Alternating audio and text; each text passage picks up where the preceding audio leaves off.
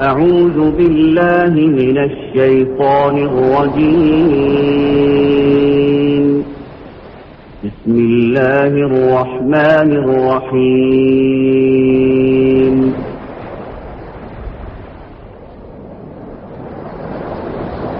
سنريهم آياتنا في الآفاق وفي أنفسهم حتى يتبين لهم أنه الحق.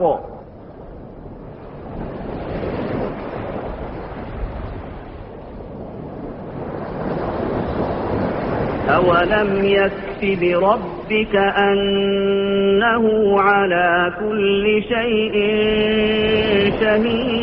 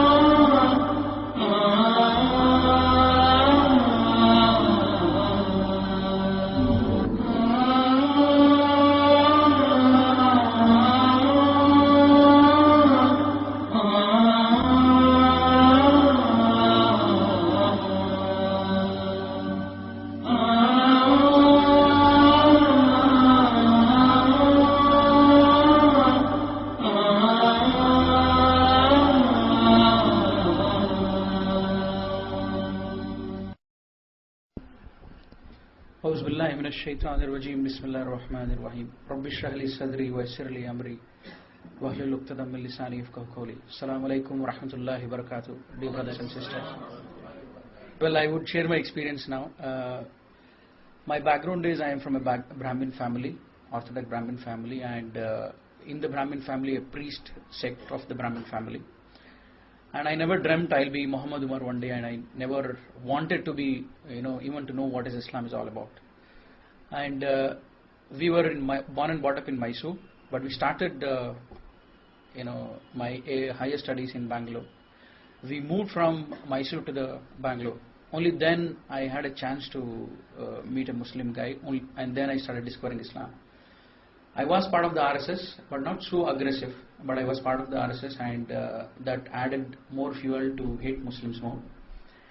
And my parents are Brahmin, and I was at a very young age I was given a priesthood. It's just that in our religion we give a thread, and with that you become a priest. They call it as brahmachari.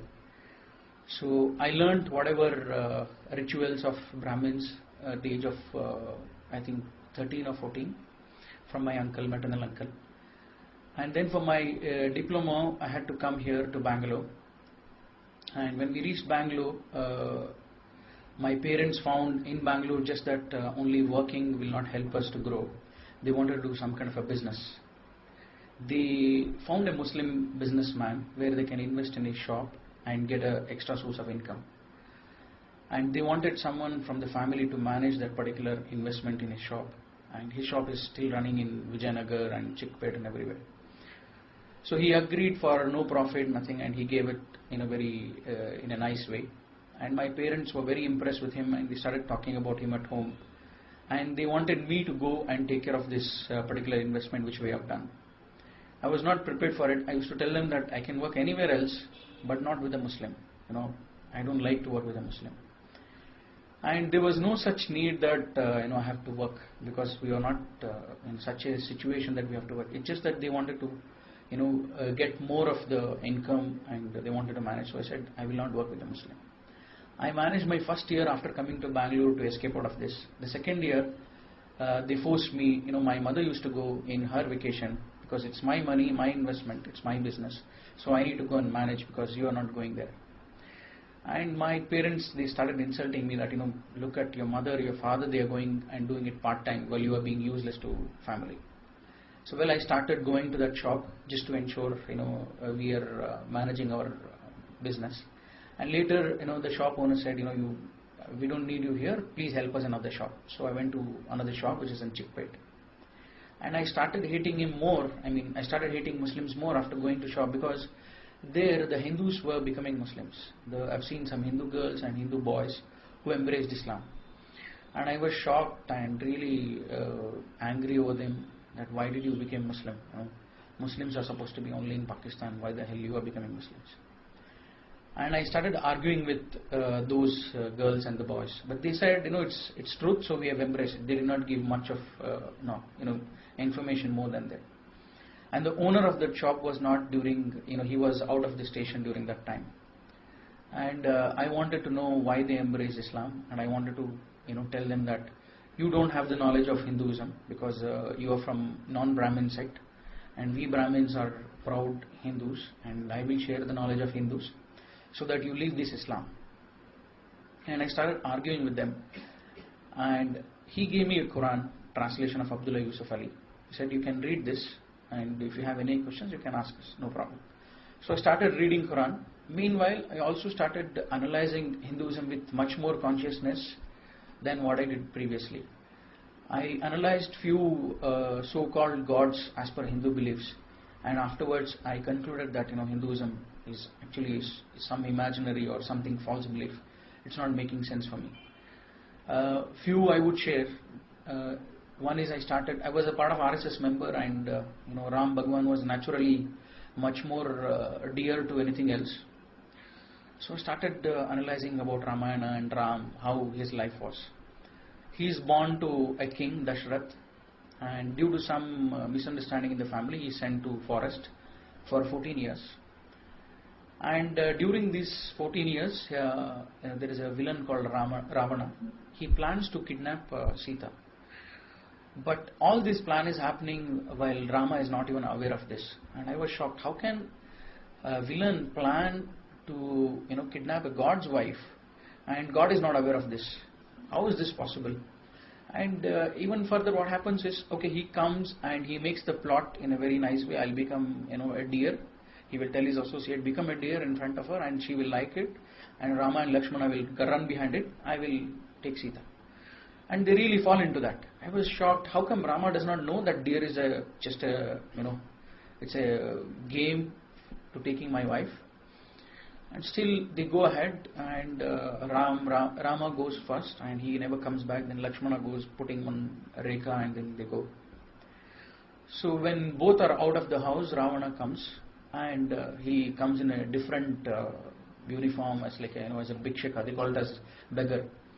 And she comes out, and he takes her out and he kidnaps her. So Rama and Lakshmana both are so-called gods. They are not even aware what is happening in their own home, and they are victim of that plan, that evil plan. At the same time, Sita, who is supposed to be wife of the god, who is also a goddess as per Hindu belief, she is also not aware this is a plan to kidnap me, and she also become victim and she gets kidnapped. And she does not resist, she just goes with him. Because she has no power. She resists by word, but if she is a god, she has to save herself. Then I started thinking, how can such character of Ram, Sita, Lakshman, all this be a god? How can I agree that they are gods? When they are not able to save their own family and themselves, how will they save me and my family? If God cannot know what are the evil plans done by the villains and the evil people, how will he know what's happening in the world? Well, I was very disappointed, but I thought, we have about crores of gods, so somebody will save me to argue with these guys. And I went and checked Ganesha's history. I used to be a favorite, Auzubillah, one of the biggest mushrik you can call it, during that time, going in temples and singing songs, praising for him. I was so favorite for the temple people as well. And when I analyzed his life story, his mother, Parvati, she creates, because she wants someone as a watchman, she creates. And she says, you are my security while I am taking bath. I was not able to understand again that